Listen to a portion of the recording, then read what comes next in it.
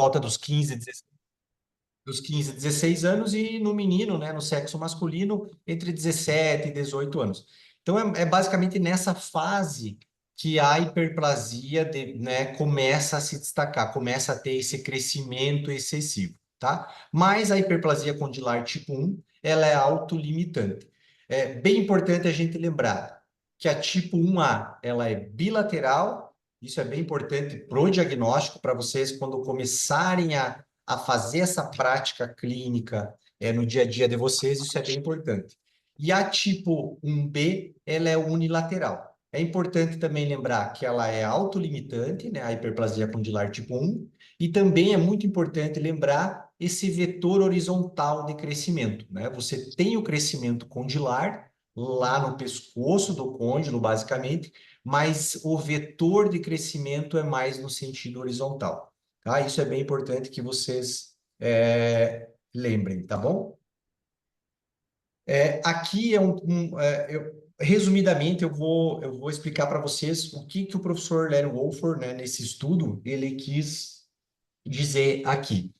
Que a hiperplasia condilar tipo 1, né, ela é uma alteração, né, uma patologia de crescimento ósseo, né, esse super desenvolvimento ósseo, que tem uma frequência muito mais alta do que os clínicos, nós cirurgiões, podemos observar, diagnosticar. Então, é bem comum, resumindo isso aqui que ele falou, é bem comum que todos nós, incluindo ortodontistas, cirurgiões ortognatas, nós já tratamos pacientes com hiperplasias condilar sem saber que esse paciente tinha hiperplasia condilar, tá? E o que isso quer dizer?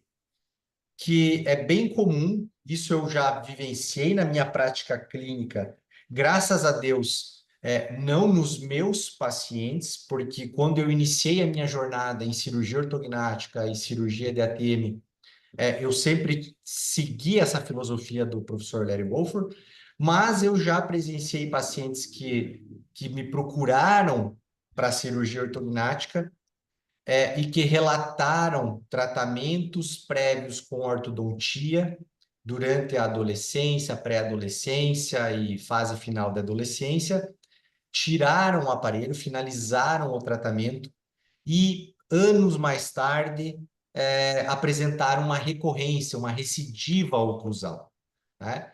E a gente começa a entender, e eu comecei a perceber e a pôr em prática o que eu entendia de hiperplasia nesses pacientes. E o que isso significa? Eram pacientes com um padrão classe 3, que foram tratados durante a adolescência, pré-adolescência e até mesmo uma fase já pós-adolescência recente, né? Não pacientes não numa fase muito adulta avançada, que foi finalizado bem esse tratamento ortodôntico, ou seja, o paciente passou por uma compensação e teve uma finalização ortodôntica, né, oclusal estável, mas que anos mais tarde acabou tendo algum tipo de recidiva, tanto relacionado a desvios desvios mandibulares, como até mesmo a uma recidiva do padrão classe 3. E isso é muito bem compreendido porque eram pacientes que tinham condições de hiperplasia condilar tipo 1, tá? Então, isso é bem importante que vocês levem em consideração. Tá joia? Aqui, esse raio-x é um raio-x bem antigo, tá, pessoal, de 2010. É paciente meu, é caso meu. E o que nós observamos aqui? Aqui a gente observa uma hiperplasia, né? Apesar do raio-x não estar muito bacana, pessoal, mas vocês observam aqui, ó, que existe um alongamento na região do colo condilar, né? Esse raio-x é antigo, é um raio-x, é uma radiografia de ruim qualidade, tá? Mas não existe uma alteração na cabeça do côndilo, né? E sim um alongamento, né? Um aumento no comprimento do colo condilar, da região do pescoço, que está bem visível aqui, tanto do lado esquerdo quanto do lado direito. A gente observa que não é uma estrutura normal. Obviamente, e é bem importante lembrar vocês, e isso é bem relatado também, que mesmo na hiperplasia condilar tipo 1, que é a bilateral, como é esse caso que nós estamos observando, ela pode ter pequenas variações, ou Tem que seja, segurar. um lado ter um crescimento Ligar o Wi-Fi, tem que segurar. maior do que o outro lado. Isso pode acontecer, tá? Por que que eu estou falando isso? Porque a Uhum. gente observa nesse caso, esse caso é meu, foi diagnosticado com hiperplasia condilar tipo 1, mas a gente observa que o lado esquerdo teve um crescimento maior ou mais acelerado. Esse lado pode ser que cresceu mais rápido até essa hiperplasia do que a do lado direito. Joia? Esse é o caso do raio-x, da radiografia que nós acabamos de mostrar. Uma paciente jovem, um caso meu lá de 2010, né? Com um padrão prognata, que é isso que eu quero mudar a mentalidade de vocês, né? O cirurgião bucomaxilofacial, o cirurgião ortognata, quando começar a observar pacientes com prognatismo, pacientes com assimetria mandibular, ele deve começar a entender e a pensar que algo pode estar levando a essa deformidade dento-esquelética. E uma das causas disso é a hiperplasia condilar. A gente não pode somente ter na nossa cabeça a ideia de que todo paciente prognata, isso é oriundo de uma alteração genética, hereditária, né, familiar. Condições condilares, como a hiperplasia condilar tipo 1, tanto a 1A quanto a 1B, são condições que levam a esse tipo de deformidade, de prognatismo e laterognatismo. Pessoal, vamos só desligar o microfone. Quem tiver com o microfone ligado, por favor. Vou pedir para vocês. Isso. Quando vocês quiserem, tiverem alguma dúvida, pessoal, aí vocês podem ligar o microfone e me interromper, tá joia? Sem problema nenhum. Alguma dúvida até aqui? Então, olha lá o caso, ó. Uma paciente jovem, com 20 anos, talvez um pouco menos, não me recordo exatamente, mas com um prognatismo, né? E o que que a gente observa? Esse padrão de crescimento horizontal mais acentuado, levando a essa condição de classe 3, né? Aqui uma mordida de topo, obviamente que nessa imagem a paciente ainda não estava descompensada para o tratamento ortodôntico. Joia? Dúvidas? E aqui agora um outro caso, também paciente meu, lá de 2012, onde nós diagnosticamos, né? Eu estou mostrando aqui a panorâmica, porque a panorâmica é um exame inicial, simples, mas muito eficaz, que eu gosto bastante para associar a clínica do paciente ao exame clínico, ao histórico do paciente, e para poder dar um diagnóstico inicial de hiperplasia condilar, tá? Então, o que que nós observamos aqui? Um alongamento, ó. Aqui, essa radiografia já está um pouco melhor, desculpa que ela está riscada aqui, porque na época eu acabei mostrando, utilizando ela lá em 2012 com o paciente, mas o que que nós observamos? Que o côndilo mandibular, ele tem uma forma dentro da normalidade dele, da situação, uma situação de morfologia de cabeça de côndilo normal. Mas a região de pescoço condilar está alongada. Olha aqui, ó. Aqui a gente vê o processo coronoide. Você vê que é muito distante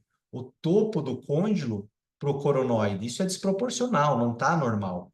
Então, uma hiperplasia condilar unilateral, associado às características, né, a essa tipografia radiográfica que a gente comentou anteriormente, é um diagnóstico de hiperplasia condilar tipo 1B, unilateral, né? E do lado direito a gente observa já um côndilo com uma morfologia normal, tanto na região da cabeça quanto na região do pescoço. Joia? Essa é a paciente da radiografia anterior, né? Vocês vejam que é uma condição que também gera um aspecto prognata, né? Principalmente pelo fato de causar esse laterognatismo. Aqui, se a gente observar, essa paciente, se nós traçarmos a linha média dela, nós observamos que existe um laterognatismo, né? Um desvio mandibular, tanto de linha média dentária inferior como de linha média mentoniana, para o lado contralateral, né? Então, são achados clínicos, radiográficos, né? Que a gente acaba fazendo o diagnóstico de maneira não tão complexa e difícil como alguns cirurgiões podem imaginar, tá? E aqui agora, para a gente falar um pouquinho sobre a hiperplasia condilar tipo 2, ela tem um vetor de crescimento mais vertical. Porém, a gente tem que entender que tanto na hiperplasia tipo 1 quanto na tipo 2, elas têm essa predominância. A tipo 1, crescimento mais horizontal, gerando aqueles aspectos prognatas mais importantes, e a tipo 2, um crescimento mais vertical, perdão, como a gente vai observar um caso, mas não significa que o vetor horizontal e vertical também não esteja acompanhando esses casos, tá? Não é um fator exclusivo de cada uma delas, tá? Predomina o vertical na tipo 2 e predomina o horizontal na tipo 1. Mas tanto o crescimento vertical na tipo 1 pode existir, como o horizontal na tipo 2 também pode existir, tá, pessoal? Isso a gente observa em alguns pacientes, tá? Não é uma regra. A hiperplasia condilar tipo 2, como eu falei, ela tem aquele alargamento, né, o enlargement que o americano utiliza, da cabeça do côndilo, né, no sentido lateral, principalmente, é o que a gente observa na panorâmica, né, um côndilo bem alargado. O aumento da espessura também no pescoço condilar, a gente observa isso, tá? E aumento vertical, tanto do ramo mandibular quanto do corpo. Então, a gente observa que o corpo mandibular ele tem uma altura vertical maior e o ramo também, tá? Perfeito? A hiperplasia condilar tipo 2, ela, via de regra, ela é unilateral e ela está associada principalmente a tumores condilares. E os mais importantes, os que mais são frequentes, né, é o osteocondroma e o osteoma, sendo o osteocondroma a incidência mais alta que a gente tem. Joia? Alguma dúvida, pessoal? Conseguem ter essa noção e diferenciar a hiperplasia condilar tipo 1, tipo 2, sem problema nenhum? Quer mais luz aí? Alguém tem alguma dúvida? Tranquilo, tranquilo. Tranquilo? Joia, maravilha. Vamos continuar aqui.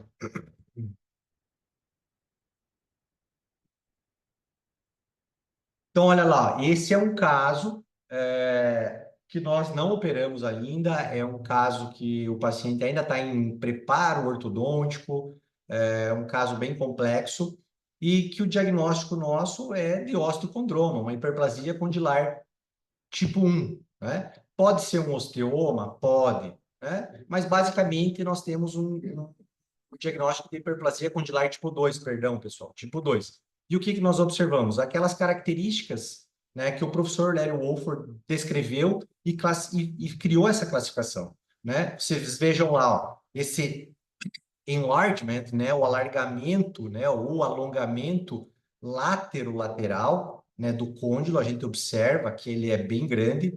A gente observa que o pescoço do côndilo também tem esse enlargement, né, esse alargamento, diferente desse lado aqui, que é o lado que não apresenta nenhum tipo de alteração. E o que nós observamos? Ó, aquele aumento vertical, tanto do ramo quanto do corpo mandibular, né? não existe uma atrofia aqui. Claro que ele teve essa perda dentária, mas é uma atrofia natural pela perda dentária. Não existe uma atrofia patológica do lado esquerdo, e sim uma patologia, né, exofítica, né, uma hiperplasia condilar tipo 2 do lado direito. Joia? Dúvidas? A tipo 2, Marco, ela é autolimitante também ou não? Não, a tipo 2 não é autolimitante, tá? Não é autolimitante. A tipo 2, ela é uma patologia. Então, ela tem um crescimento lento, mas não para de crescer, né? Osteocondroma, osteoma, enfim, de um modo geral, a hiperplasia condilar tipo 2, ela pode estar associada a alguns outros tipos de tumores benignos e até malignos da TM, mas a frequência é muito pequena, né? Basicamente é o osteocondroma, mas o crescimento não é autolimitante. Essa é uma diferença bem importante para tipo 1, tá? Obrigado. Esse é a imagem oclusal, né, intrabucal desse paciente. Vejam que existe uma alteração, né, dentária, né, oclusal, esquelética, bem mais importante do que a tipo 1, né? A tipo 1, como ela tem um crescimento menor, ele é lento também, mais lento até que quando você tem essa condição tumoral, né, na tipo 2. A tipo 1 cresce de forma mais lenta, mas ela também tem um crescimento via de regra menor. Então, você acaba que, mesmo o paciente não passando por nenhum tratamento, é comum, às vezes, o paciente não ter grandes alterações dentárias, oclusais, né? Mas ele vai apresentar algum tipo de deformidade facial esquelética. Já na hiperplasia tipo 2, são alterações que acabam se tornando bem evidentes, né? Tanto oclusais como no aspecto esquelético, né? Facial, né? No aspecto estético do paciente, como a gente vai ver agora, tá? Aqui a foto do paciente, né? Tanto em boca fechada, né? A gente observa que existe um laterognatismo grande, né? Inclusive da maxila, né? Porque ela acaba sofrendo compensações de crescimento pela própria alteração mandibular. Então, acaba aqui tendo toda essa inclinação, né? Desse plano oclusal, né? Do eixo Z, de forma mais frequente do que na hiperplasia tipo 1. Joia? O diagnóstico, pessoal. O diagnóstico, assim, clínico, associado à radiografia, a panorâmica é um bom exame, tá? É um bom exame. Você pode solicitar tomografia, ótimo, sem problema nenhum. Vai te auxiliar de forma bem interessante. O Wolford fala bastante na cefalometria, né? Que seria o quê? Você fazer telerradiografias de forma escalonada desse paciente, realizar traçados, né, cefalométricos e principalmente fazer mensurações de profundidade e comprimento mandibular. Aí são pontos cefalométricos que você pode estar utilizando. Mas basicamente seriam pontos do côndilo, né, o condílio até o ponto B, né, ou o plano de Frankfurt, naso, o naso e ponto B, né, ou até mesmo você associar mais um ponto, um terceiro ponto do condílio ao pogônio. E aí você faria isso de forma escalonada, né? A cada uma tomada radiográfica ao ano e para daí você chegar num diagnóstico para definir se realmente está acontecendo uma hiperplasia tipo 1 ou 1A ou tipo 1B, tá? É válido também, mas a gente sabe que na prática clínica, o Wolford fala isso por quê? Porque ele tem uma casuística diferente. É muito comum ele receber pacientes em fase de crescimento, né, com alterações, e aí ele escalona esse paciente até o momento da cirurgia. A minha prática clínica já é um pouco mais, e eu acredito que a de vocês também vai ser assim, é um pouco diferente, né? A gente já recebe o paciente com 20, 22, 25, 19 anos, né? Então é um paciente que às vezes não passou por nenhum tipo de tratamento, ou no máximo fez uma ortodontia, e você acaba não tendo como escalonar isso, né? Então, esse escalonamento, no meu ver, tem a ver com a me fugiu a palavra, com o dia a dia do professor Larry Wolfer, né, com a forma que ele tem esses pacientes para ele, e também ele é uma forma muito válida quando você observa o paciente lá no início, né? O paciente está na pré-adolescência, na fase pré-puberal, né? Que já apresenta alguns aspectos e você acompanha esse paciente. Mas a nossa realidade é assim, o paciente já chega com uma situação e ele quer tratar, ele quer operar, né? Então é um pouco diferente. Falando um pouco sobre a cintilografia, pessoal, a cintilografia é um exame de medicina nuclear, onde é injetado um radioisótopo, né? Basicamente, hoje em dia, as clínicas de medicina nuclear têm utilizado o Tecnésio 99, é um radioisótopo, né? Um marcador, e é injetado e a partir disso são feitas tomadas, né, radiográficas, tomográficas na clínica para observar a atividade osteoblástica e osteoclástica. Esse é um dos problemas da cintilografia. Eu utilizo bastante, nós utilizamos bastante a cintilografia. É um exame, basicamente, é o que nós temos hoje para nos auxiliar e nos amparar no diagnóstico e até legalmente com relação a isso. Mas, pelo fato desse exame ele ser um marcador tanto para osteoblástico quanto osteoclástico, ou seja, tanto na reabsorção óssea como na formação óssea, ele não é extremamente preciso para o diagnóstico, né? Então, ele não é ainda não é um exame 100% confiável, mas é o que nós temos, tá? Por que que eu estou falando isso? Porque nós queremos diagnosticar hiperplasia, que é a formação óssea, a deposição óssea. Mas se esse paciente apresenta no lado contralateral, imagina assim, uma situação hipotética, isso é uma dica de ouro, hein, pessoal? Imagina que o paciente tem uma assimetria mandibular, um desvio mandibular, e te procurou e você, opa, será que não é uma hiperplasia? Mas imagina que esse paciente não tem uma hiperplasia, você está desconfiado disso, você tem essa suspeita, e na verdade ele tem uma reabsorção no côndilo do outro lado, né? O côndilo do outro lado, o contralateral que está menor, está reabsorvido, degenerado, e não é o côndilo que está passando por um processo hiperplásico.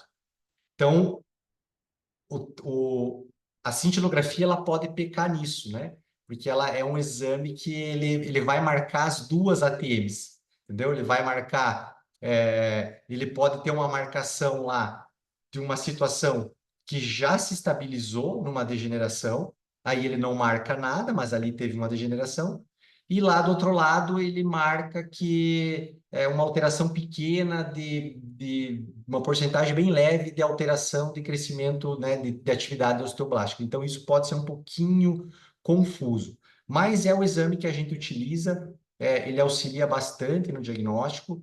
As clínicas têm se amparado cada vez mais na literatura, tem surgido com frequência estudos relacionados com a cintilografia, né, com esse marcador ósseo, nos casos de hiperplasia condilar, e isso é consequência de cada vez mais a odontologia, a cirurgia bucomaxilofacial, tá tratando esse tipo de situação e uma coisa acaba levando a outra, tá? Joia? Entenderam um pouquinho disso? Perfeito?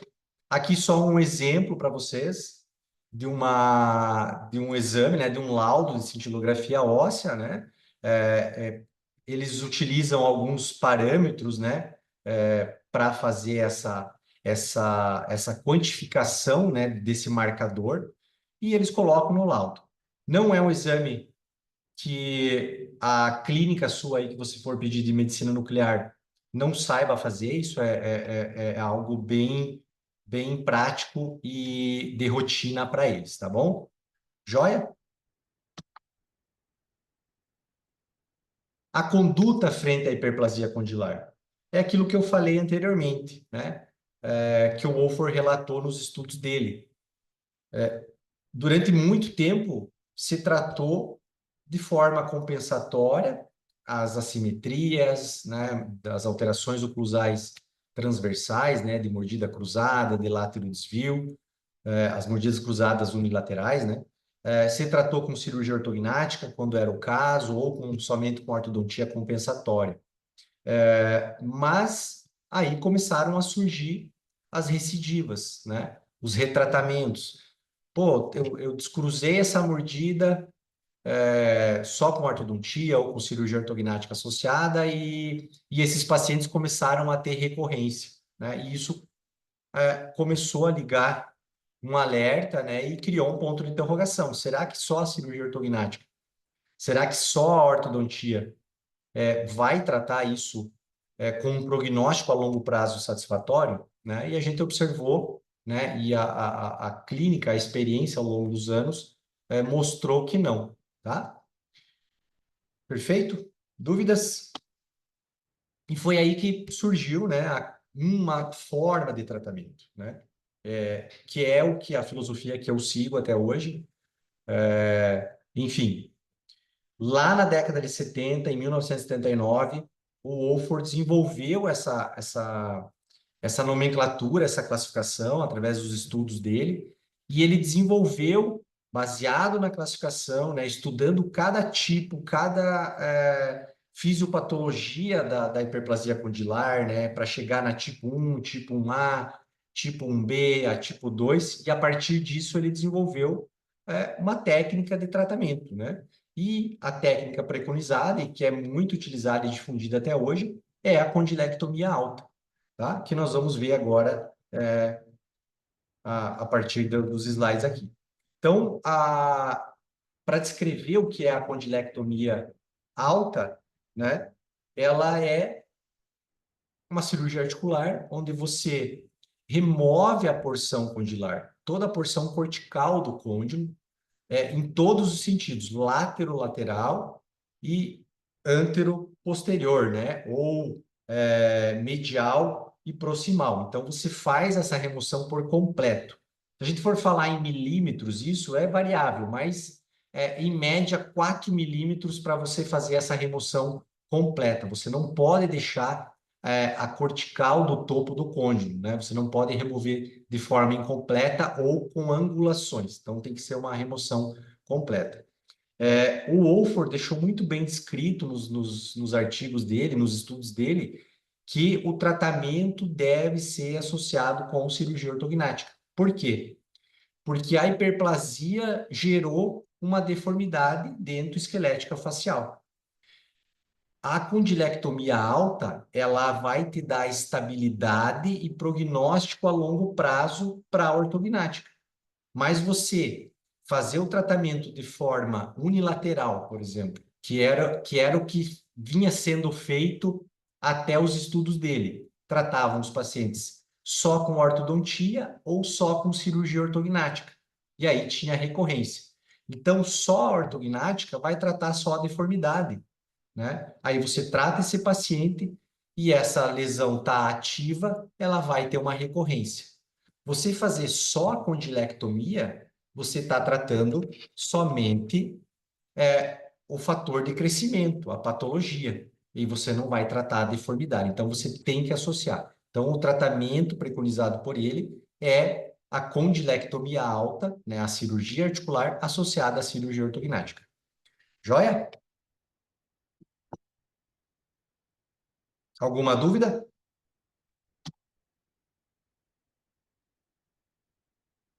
Pessoal, eu estou falando aqui de condilectomia alta, mas é bem importante eu deixar claro para vocês o seguinte: quem faz discopexia tira de letra para fazer uma condilectomia, tá? Não muda nada. Você vai ter só alguns pequenos detalhes que são super simples para você desenvolver, tá? Então, assim, quem faz discopexia faz condilectomia, tá? A condilectomia é só um detalhe que você tem que fazer. Que significa o quê? Você ter o diagnóstico, saber por que que você está fazendo essa condilectomia, não fazer de forma aleatória, né? E seguir os passos certinhos. Por isso que eu coloquei aqui, ó. O curso que nós temos online de discopexia, né, minimamente invasivos, 13 passos para o sucesso, é um curso bem bacana online, tanto para quem está iniciando na cirurgia articular, né? É um conteúdo de vídeo aula muito interessante, uma cirurgia do passo a passo.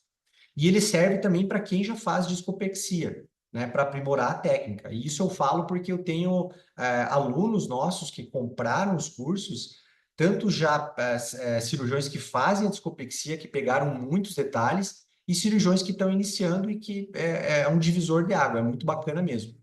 Então, o fato de você ter que fazer a condidectomia é só um detalhe na técnica de discopexia, no acesso endaural, tá? E isso é muito, muito interessante.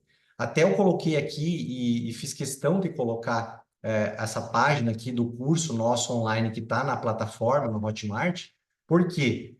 Porque quem compra o curso, sempre que eu fizer uma atualização nesse curso, vai estar disponível para você, porque o acesso é ilimitado por tempo indeterminado, tá? Então, assim, se você comprou hoje e o curso não está atualizado, eu atualizar ele mês que vem, você vai receber o conteúdo de atualização sem problemas nenhum. Então, ninguém sai no prejuízo. Mas por que que eu estou falando isso? Porque dentro de algumas semanas, né, isso sempre tem um delay para preparação do material, eu vou introduzir detalhes para condilectomia.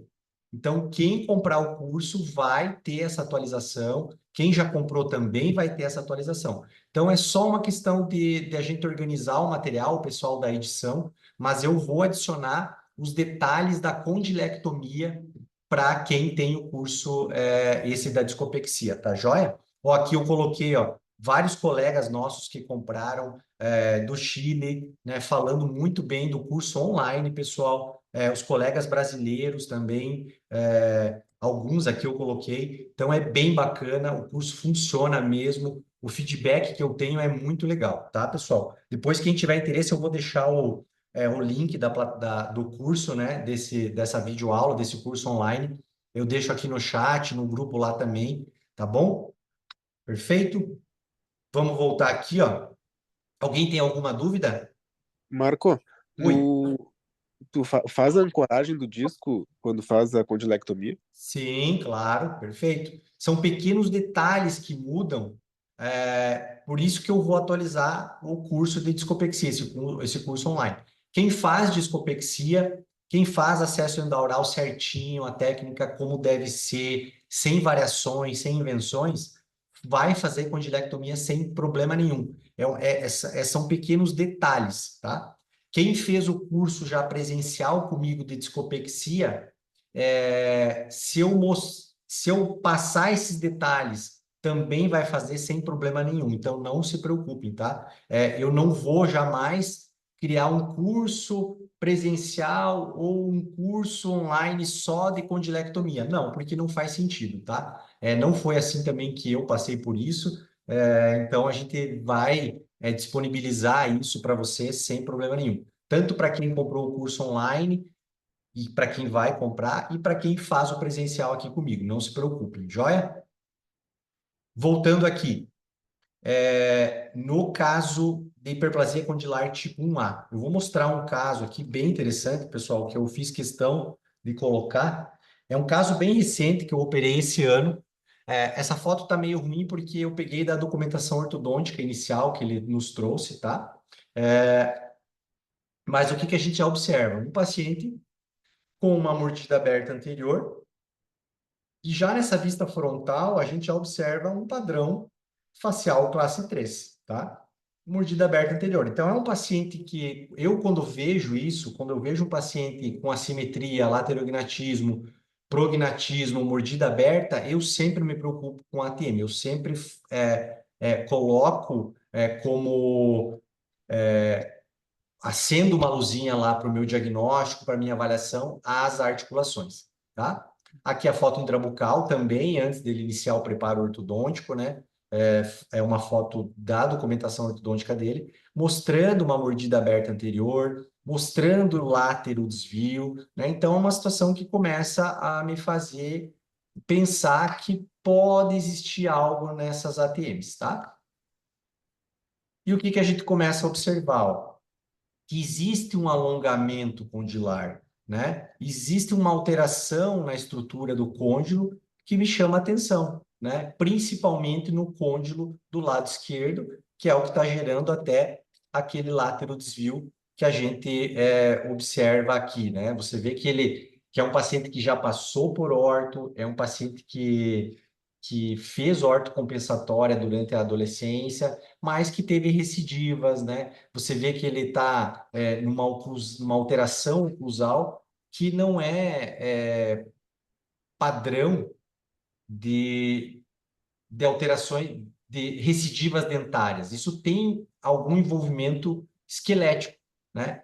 E é falho a gente achar que são alterações ósseas alveolares, né? Isso praticamente não existe, né? O crescimento ósseo alveolar não é o que comanda os vetores verticais e horizontais e transversais dos maxilares, tá? Perfeito? Então, aqui a radiografia inicial dele, né? Aqui ele já com o preparo ortodôntico finalizado, você vê que ele já até ganhou um pouquinho de características, né? Ele passou uns 2 anos, né, para a foto inicial, mas ele já tinha passado fase de crescimento, já era um paciente. E aqui é bem recente, já quase próximo à cirurgia, ele estava com 24 ou 25 anos. As fotos intrabucais aqui foi tratado com um arco segmentado, né, pela ortodontia, uma ortodontia autoligável, tá? Aqui ele no perfil, ó, ele tem um padrão classe 3, né? Ele é um paciente com um padrão classe 3, né? Uma oclusão classe 3, mordida aberta anterior, tá? Aqui a radiografia, ó, esta é uma radiografia, apesar da imagem não tá aqui pequena, mas a gente observa que há um alongamento condilar de ambos os lados, um pouco mais excessivo do lado esquerdo dele, joia?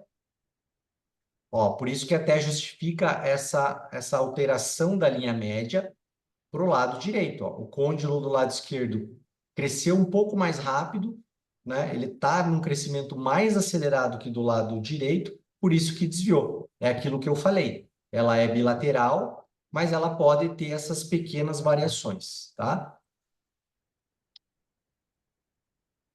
E aqui ele já operado, tá? É um caso bem recente que eu ainda estou acompanhando. Esse paciente está com, acho que, 2 meses de cirurgia, até nessas imagens aqui, ó. Aqui é 2 meses de cirurgia, aqui é 9 dias da cirurgia, esse raio-x, e aqui é 2 meses.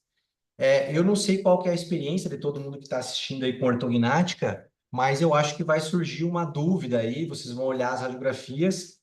Eu não vou falar nada agora, mas se alguém já observou alguma coisa aí, te ficar com dúvida, pode me perguntar. Algo que nem está relacionado com a condilectomia, tá? Alguém observou alguma coisa aí? Ó, aqui só para vocês verem as âncoras, tá? Ó, a gente fez a condilectomia alta bilateral, né? E a pergunta do Guilherme, nós ancoramos o disco de volta na posição. Mas, para quem tem experiência com ortognática, se alguém observou alguma coisa diferente aí e quiser me perguntar, me pergunta. Depois eu falo o que que é. Aqui, só para nível de comparação, raio-x inicial, né? Você vê que até na panorâmica é difícil de observar o final do côndilo. Aqui não tem condilectomia ainda, pessoal, não tem cirurgia, tá? Você vê que é difícil de observar o côndilo, o topo do côndilo. Por quê? Porque tem um crescimento excessivo. Então, isso acaba fazendo sobreposições de imagens, né? Tanto de um lado como de outro, tá? E aqui a radiografia com 2 meses, basicamente, de pós-operatório. Aqui não está aparecendo, mas na anterior lá apareceu, né? As âncoras, ó, a âncora do lado direito, a âncorazinha do lado esquerdo, né? Então, eu aqui utilizei o protocolo do professor Wolfer, né? O protocolo de tratamento para pacientes com deformidades dento-esqueléticas faciais de origem, né, que tem uma origem condilar, hiperplásica. Pessoal, se ninguém observou, eu vou falar para vocês aqui, ó. Vocês estão vendo o siso? É isso aí que tá fundo. E lá tá com o siso de novo. Caramba, o que que esse louco fez, né? Fez uma ortognática e não tirou o siso. Pessoal, não é o primeiro caso que eu faço isso, tá? Eu já tenho uns 6 casos assim. Eu não tiro, claro que eu tiro. Eu sempre que eu vou para ortognática e tem siso no meio da osteotomia, eu tiro. Mas nesse caso aqui, essa mandíbula era tão espessa que nós não vimos o siso. Bom, Oi? Perdão, alguém falou alguma coisa? Mas nesse caso aqui, pessoal, a espessura mandibular dele, né, no sentido lateral, né, vestíbulo lingual, era tão forte, né, tão espessa, né, que, que nós fizemos a osteotomia sagital, nós dividimos, né, fizemos o split. Eu fui já direto para fazer a remoção do siso, mas simplesmente eu não vi o siso. E aí, isso associado aos exames que nós tínhamos, tomografia, radiografia no momento da cirurgia e até prévio, eu até tinha comentado isso com o paciente, que existiria a possibilidade de eu não mexer no siso, não remover esse siso, eu não removi. E esse não é o primeiro caso que eu faço, tá, pessoal? Já fiz vários casos. Eu tenho uns 2 ou 3 casos que já tem 10 anos de cirurgia, que eu não fiz a retirada do siso porque eu não quis criar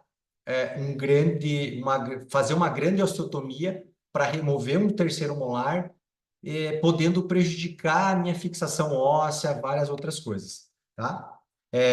Esse siso está totalmente retido, incluso. Aqui, lógico que é uma panorâmica, mas na tomografia é um dente retido completamente, então não vejo problema nenhum, tá? E se futuramente tiver algum problema, que eu tenho certeza que não vai ter nesse caso aqui, é um caso já com rigosênese completa, né? A formação radicular, o dente está incluso, o paciente já tem uma idade, de certa forma, avançada, não tem indicação ortodôntica, não tive problema nenhum na osteotomia, não, tanto que eu não consegui observar o terceiro molar, né? Ele não ficou exposto, então, sem problemas nenhum, tá? Joia? Alguma dúvida sobre isso, pessoal? Podem me perguntar.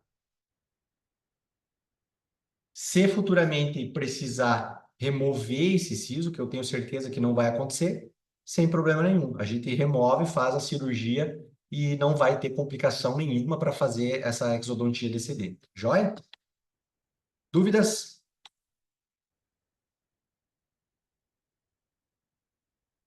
Pessoal, agora eu vou mostrar um pouquinho da técnica, tá?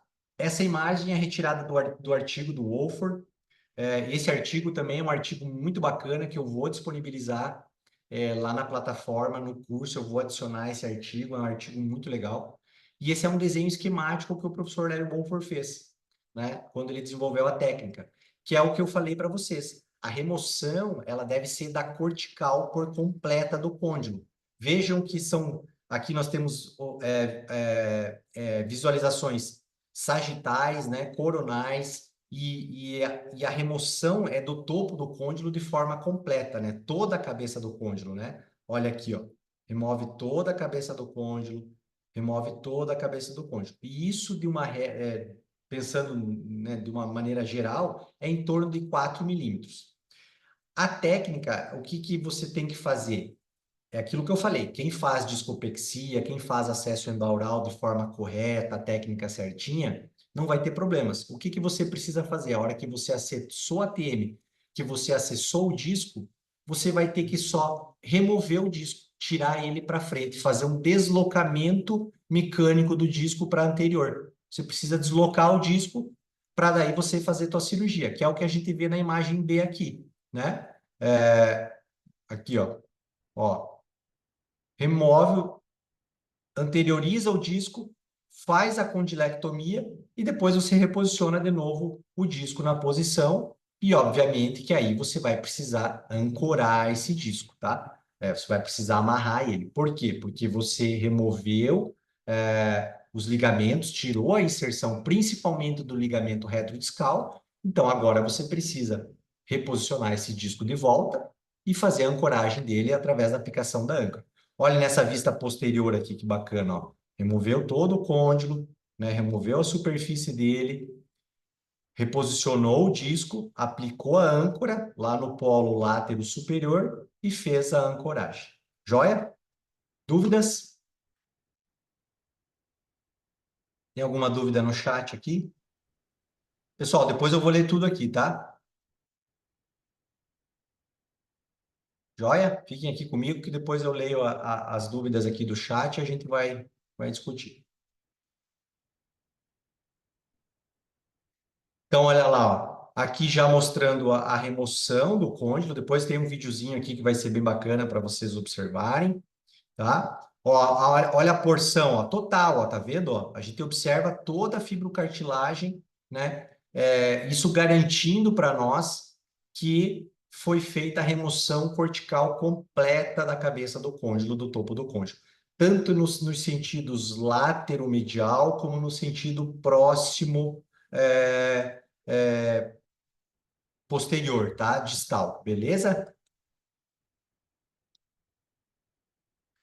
Aqui a outra imagem, ó, mostrando já o côndilo ressecado, né? O espaço que vai ser criado, joia?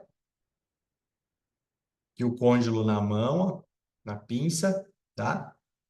Aqui já é uma porção do disco, ó, a gente já está testando esse disco para ver, né, a posição dele sobre esse coto condilar. Aqui, para vocês terem uma ideia, ó, né? Aqui nós temos 1 centímetro, ó, você vê que basicamente é 5 milímetros desse côndilo, né? Isso varia de acordo com o tamanho do paciente, o tamanho do côndilo, né? Tem pacientes que são maiores, tem pacientes que são menores, né? Isso é uma variação anatômica de morfologia normal de cada caso, tá? A incisãozinha endoaural, ó, a mesma para a técnica de discopexia, aqui nem está suturado ainda, tá? Então, aquilo que eu falei, pessoal, quem faz discopexia, quem faz o acesso endoaural, tira de letra para fazer uma condilectomia. O importante é o diagnóstico. E você pensar que geralmente associado a uma hiperplasia existe uma deformidade dento-esquelética. Lembrando também, pessoal, que todo o acesso endoaural, o passo a passo do início ao fim, desde a infiltração até a sutura final, está no nosso curso online, está na plataforma. Então, assim, cirurgiões que querem fazer eminectomia, condilectomia, discopexia, o que mais? Prótese de ATM, esse acesso é o mesmo. Exatamente o mesmo acesso que está na plataforma, que está no vídeo, na videoaula, na aula online. Você faz todas essas técnicas: eminectomia, discopexia, condilectomia, próteses de ATM e fraturas condilares, porque eu já tive colegas treinando comigo também interessados no acesso endaural para tratar fraturas de côndilo, tá? Perfeito?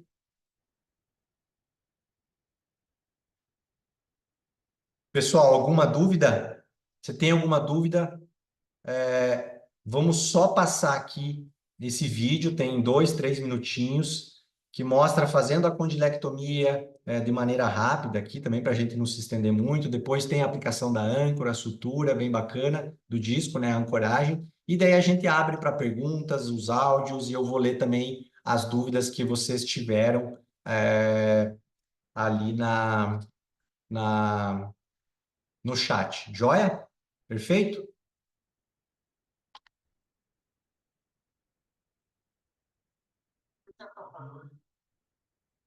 Então, olha lá, pessoal, piezo. Já fiz muita condilectomia com broca, serra, tá? Broca 701, clivando, serra. Mas o piezo, desde 2018, tem me acompanhado e faz muito tempo que eu não faço cirurgia ortognática e ATM sem piezo, tá?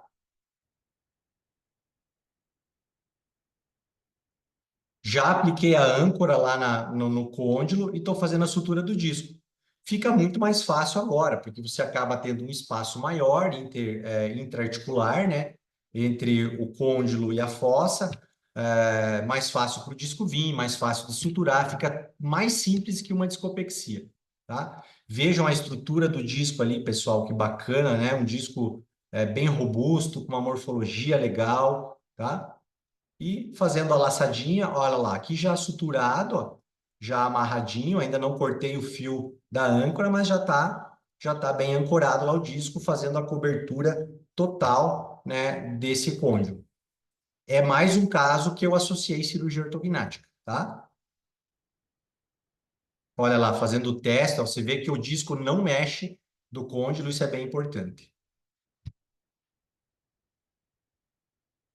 Aqui ele vai repetir, tá? Ou é o outro lado, enfim, mas é a mesma situação, ó, fazendo a sutura, ó, tá? Não, é o mesmo caso. Só um vídeo repetido.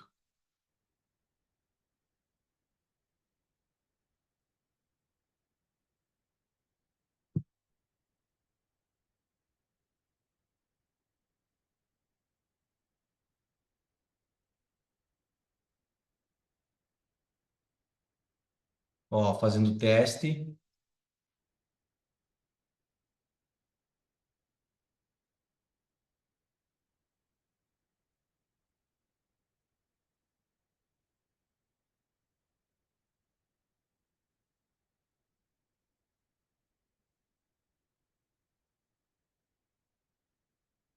Joia, pessoal, querem deixar o vídeo rolando e fazerem as perguntas? Dúvidas?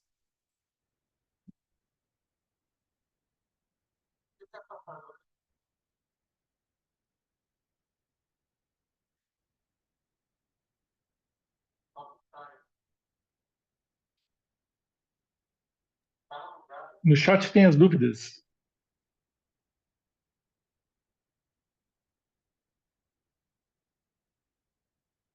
Pessoal, vou ler aqui algumas perguntas, tá?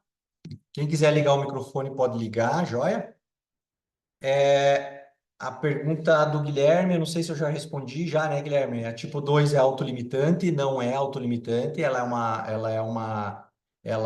tá dentro da classificação dos tumores, né? Então, tem um crescimento lento, mas não é autolimitante, tá? A pergunta do Murilo, no caso de crianças, adolescentes, a cintilografia não vai acabar marcando as áreas obrigatoriamente pelo processo de desenvolvimento? Como identificar nesses casos a hiperplasia condilar? Exatamente, é aquilo que eu falei. A cintilografia ela não é um exame 100% fidedigno, né? Porque ele é um marcador quantitativo, mais quantitativo do que qualitativo. Então, ele não diferencia muito a qualidade dessa formação óssea, né? Ah, o que está em excesso para o que é normal para a idade do paciente. Então, não tem isso na cintilografia.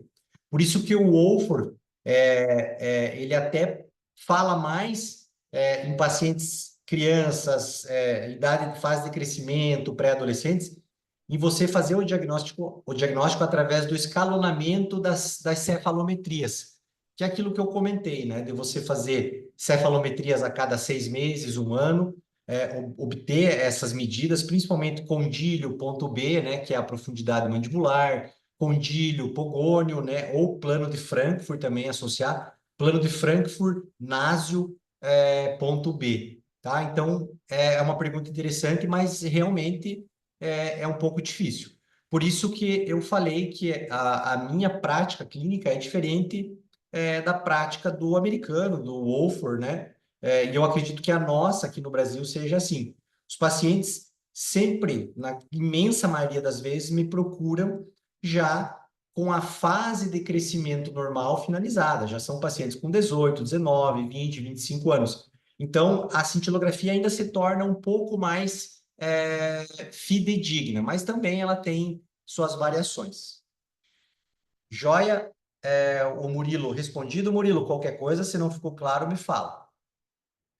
O Newton, você costuma aliviar as arestas do côndilo após a osteotomia da condilectomia? Newton, quando a gente fazia, até 2018, eu fiz muita condilectomia com uso de... Eu não usava serra, não usava de usar reciprocante, nem nenhum tipo de serra oscilatória. Eu utilizava bastante o drill, né? A peça de mão, uma peça cirúrgica com uma broca tronco cônica 701. Fazia algumas perfuraçõezinhas, unia e fazia a clivagem dessa porção do côndilo. Quando isso acontecia nessa época, quando eu usava isso nesse período, era mais fácil de ficar em arestas, né? Aí ficavam porções de fraturas indesejáveis, né? Pequenas porções que ficavam ali pontiagudas. Aí a gente fazia um desbaste ósseo com uma limazinha óssea delicada, ou eventualmente com uma broquinha, né? De forma bem delicada. Pode ser feito sim, deve ser feito. Hoje, com o piezo, isso não acontece, tá? O piezo faz uma osteotomia bem bacana. Mas, se eventualmente acontecer, você pode fazer, tá? O que você tem que ter o cuidado é para não ficar reduzindo o tamanho do côndilo, sendo que você já removeu a porção cortical, que é a única que você precisa remover, tá? A pergunta agora iPhone, não sei de quem é. Qual a contraindicação da técnica e no caso de ruptura do disco? Contraindicação basicamente não existe, a não ser que você tenha certeza de que essa hiperplasia está inativa. Se é hiperplasia tipo 2, você vai ter que fazer a cirurgia articular, né? Você vai ter que remover esse tumor. Se a hiperplasia é tipo 1, a condilectomia alta somente está contraindicada se você tiver certeza de que essa hiperplasia está inativa, ok? Porque ela pode estar ativa ou pode estar inativa. Então, se você tem certeza que não está mais crescendo, não está gerando mais alteração, né, crescimento, não está tendo mais vetores de crescimento, aí você não precisa fazer a condilectomia, aí você faz só a ortognática. Joia? Pessoal, ela perguntou também o iPhone, não sei de quem é, no caso de ruptura do disco. Ruptura, você quer dizer uma ruptura iatrogênica. Durante o procedimento, o deslocamento, você rompeu o disco?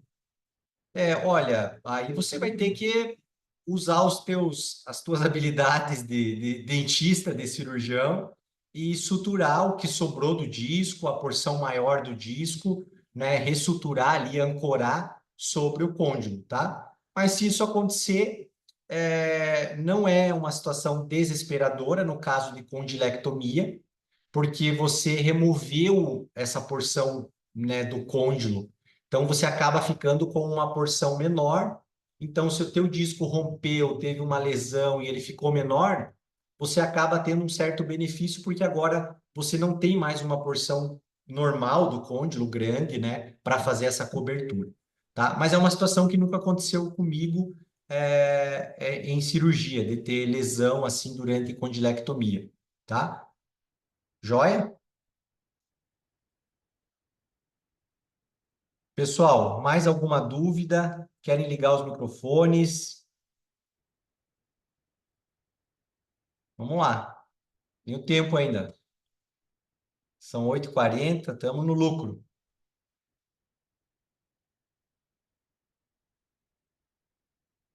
Pessoal,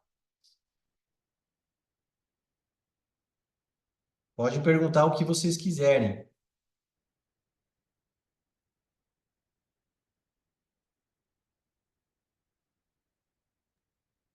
Oi, boa noite. É o Paulo, eu que mandei a mensagem para ti.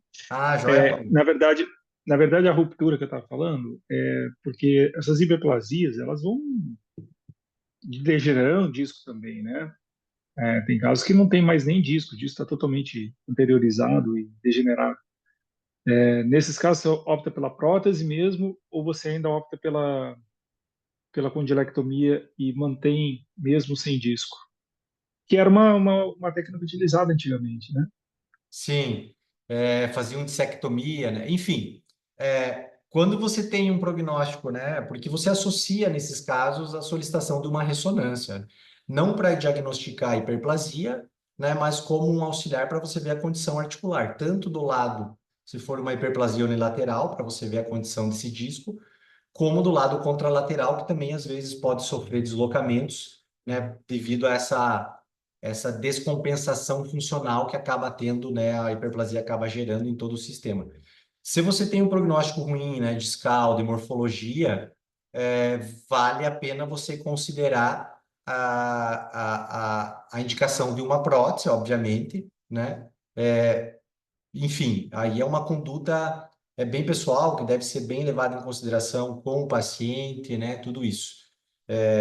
Também é importante nesses casos tentar avaliar ao máximo, porque se a gente for pensar assim, numa situação como você está me relatando, de ter uma ruptura, né? Uma condição discal ruim numa hiperplasia, no lado hiperplásico, provavelmente já é um paciente com uma idade mais avançada, né? Geralmente é assim.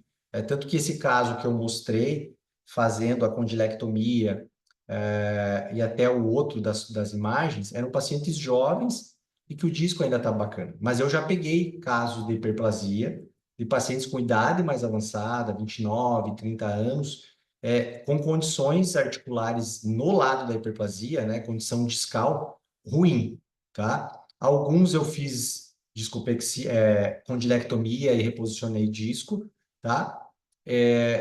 Disco ruim, mas fiz o reposicionamento, deixei o paciente tudo muito claro com o paciente sobre a condição, né?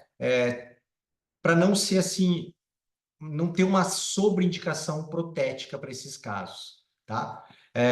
Já tive também casos nessa mesma situação, pacientes com idade avançada, com situação discal ruim, e que a gente teve certeza naquele momento, durante o diagnóstico, durante o tratamento do paciente, foi pacientes que passaram por 2 anos de ortodontia, a gente teve, assim, uma certeza e uma confiança muito grande de que essa hiperplasia estava inativa. E aí nós tratamos só com cirurgia ortognática, porque nós entendemos que, devido à condição articular, o disco, ia ser ruim a gente abordar essa TM, fazer a condidectomia, reposicionar um disco ruim, péssimo, degenerado. Então a gente optou por fazer só cirurgia ortognática. São pacientes que a gente vem acompanhando, né, que não tem tido alterações recidivas. Então são situações que tem que ser muito bem avaliada, principalmente com o paciente, né? Você tem que ter uma conduta assim bem cuidadosa, né? Porque eu tenho visto assim muita sobreindicação protética, isso pode ser um perigo. Mas nada impede, se você está bem laudado, se você está bem amparado, se o paciente tem uma deformidade grande associada a essa hiperplasia condilar, a tua ressonância mostra que, como você falou, praticamente não existe disco, com certeza a prótese é bem-vinda para fazer todo esse tratamento, né? Até porque a prótese não vai só tratar a condilectomia, ela vai tratar essa condição geral, né? Porque se a gente pensar como o Wolfer pensa, hiperplasia condilar e deformidade dentofacial são coisas que estão juntas e o tratamento deve estar interligado, ele deve ser, né, um consequência do outro. Joia, Paulo? Valeu, tranquilo, obrigado. Quando você Excelente tiver, palestra. e falando para você, estendendo a todos os colegas aí, quando vocês tiverem casos assim, né, ressonância, avaliações, pacientes de vocês, podem me chamar no WhatsApp, me mandar que eu ajudo. Eu ajudo a vocês a tomar uma conduta, clarear alguma ideia, alguma coisa, sem problema nenhum. Estou à disposição.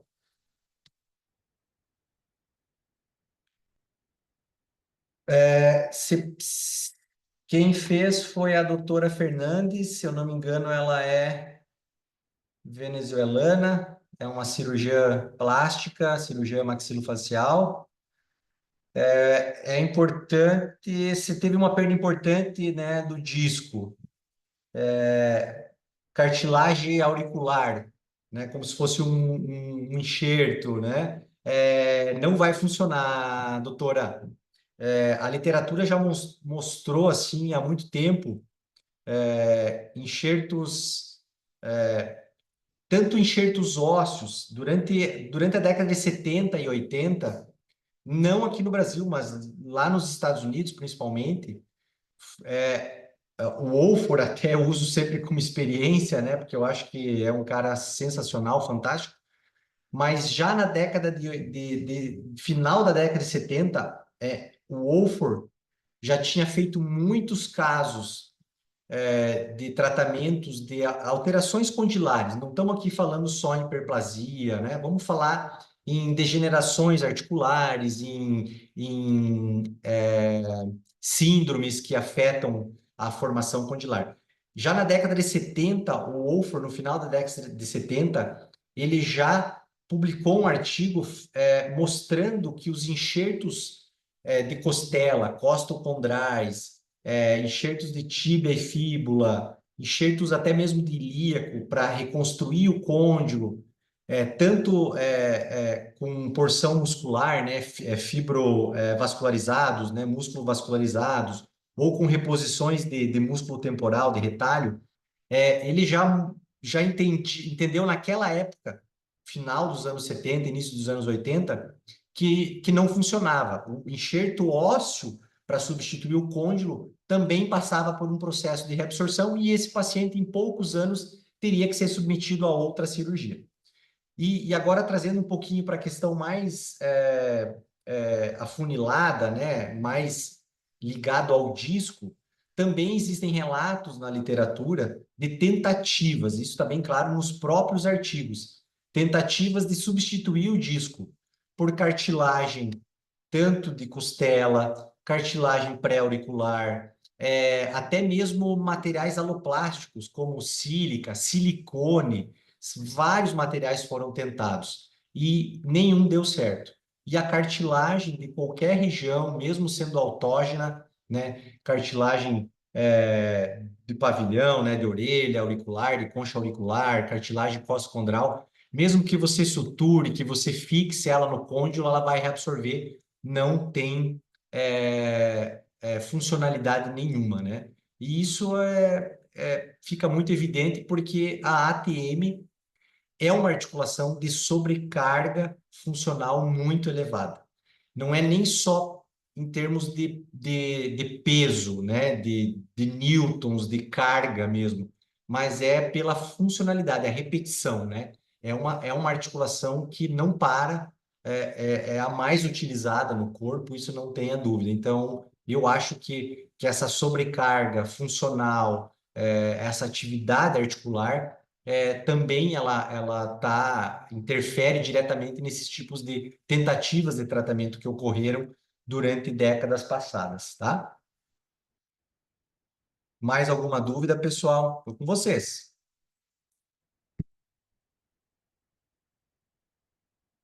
Vamos lá, temos mais 10 minutos aí, a gente fica bem tranquilo. Eu vou pegar aqui para vocês o link do nosso curso online. Eu sei que eu já passei algumas vezes para vocês, mas é um curso bem bacana. Mais alguma dúvida, pessoal?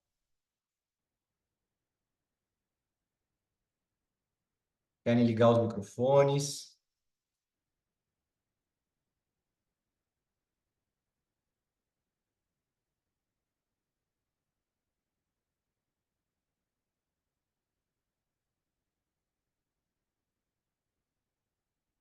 Dúvidas? Roberto, Dr. Jorge, Mercado Lora, quem mais está aí?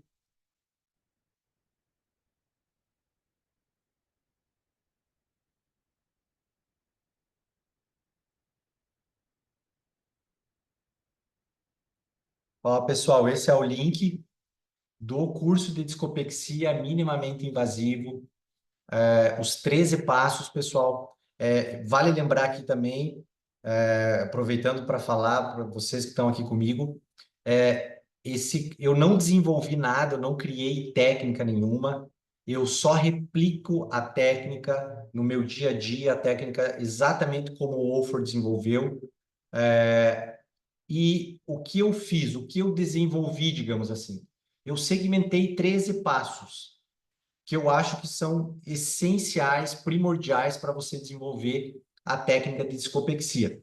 Só que dentro dos 13 passos da técnica de discopexia, 90% desses passos estão relacionados ao acesso, né? Então, quem fizer o curso online, que está aí na plataforma que eu passei para vocês, ou até mesmo quem vier fazer o presencial comigo, vocês vão observar que 90% desses 13 passos é o acesso endaural. Então, é aquilo que eu falei. É um acesso, é uma técnica, é um curso, tanto treinamento presencial quanto online, que vai servir para vocês fazerem discopexia, condilectomia, reduções de fraturas de côndilo, eminectomia e até mesmo prótese de ATM. Joia? Não consegui entrar na reunião, queria muito, mas tentei participar. Obrigada pela disponibilidade. A Júlia. Ah, que pena, Júlia. Alguma coisa ficou, teve de errado aí com o seu acesso, tá? Mas eu gravei a aula e futuramente eu disponibilizo ela assim que a gente editar, para não ficar muito longa. A gente acaba disponibilizando para vocês. Pessoal, mais alguma dúvida? Estamos aqui juntos. Alguém? Era isso?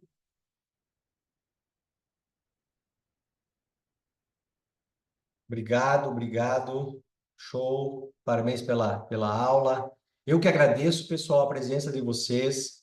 É um assunto que tem muito a aprofundar, obviamente, né? Mas não tem como a gente aqui fazer uma aula muito complexa, porque, né, é um conteúdo extenso, tanto na parte do diagnóstico, dos conceitos, como na técnica cirúrgica, porque ela envolve, como eu falei, um acesso endaural, né, e tudo isso. Mas, na medida do possível, a gente sempre vai estar tentando expor essas coisas. Eu acho que o que eu trouxe aqui hoje é muito válido, né, vocês começarem a entender, a pesquisar e a observar os seus pacientes prognatas com laterognatismo, né, começar a olhar a ATM, que a ATM tem um envolvimento, né? Você pode estar, aquilo que o Wolfer falou, é muito maior o número de pacientes que passam por você, por algum tipo de tratamento ortodôntico, cirúrgico, com hiperplasia, do que os pacientes que são diagnosticados, né? Porque durante muito tempo e ainda até hoje, cirurgiões não têm olhado para essas situações, né? E a gente tem que observar, tá? Então, eu acho que eu consegui expor, passar um pouquinho da classificação para todo mundo, dessas patologias, né, da hiperplasia, esses conceitos básicos gerais que são bem importantes. Joia? E lembrando que eu falei anteriormente, quem quiser tirar alguma dúvida de casos que vocês eventualmente tenham, tanto em discopexia como em cirurgia ortognática, casos de ressonância, prótese, suspeitas de hiperplasia, podem me mandar os casos, me chama no WhatsApp que eu atendo vocês sem problema nenhum. Joia, pessoal? Perfeito? Então, agradeço vocês todos e a gente se vê em breve, tá? Nas próximas semanas aí eu vou estar disponibilizando mais uma enquetezinha para mais um tema, para mais algumas coisas para a gente discutir. Vocês definem o que vocês querem que eu fale. Perfeito? E lembrando que eu vou colocar, a gente já tem toda a estrutura de uma aula de detalhes para condilectomia, que nós vamos atualizar, nós vamos incluir no curso de discopexia, nesse curso que tem na plataforma que eu passei para vocês, nós vamos incluir. Quem já comprou o curso vai ter acesso a isso, quem vai comprar também vai ter o acesso, já vai pegar a videoaula, né, o curso todo atualizado. E quem comprou, já comprou no passado, não vai sair prejudicado, vai ter também acesso a isso também. Tanto que agora, faz alguns dias, eu atualizei o curso, coloquei alguns detalhes da parte da infiltração, até a pedido de colegas que já tinham comprado o curso. Perfeito, pessoal? Um grande abraço, obrigado de novo, bom descanso para todo mundo e nos vemos em breve. Forte abraço.